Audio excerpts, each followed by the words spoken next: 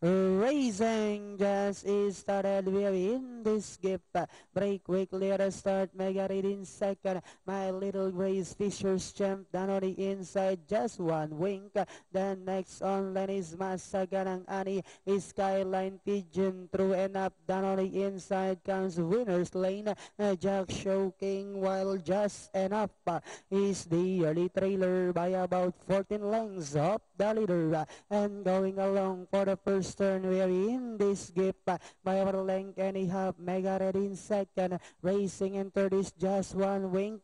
Alongside comes Fisher's Champ, then followed over by Winner's Lane, moving upon the outside is Skyline Pigeon through and up, then down on the inside My Little Grace.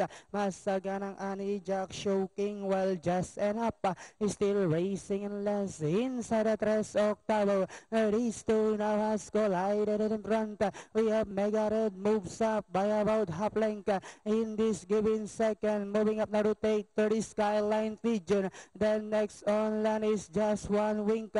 Fisher's Champ comes next, and they are now entering the home stretch.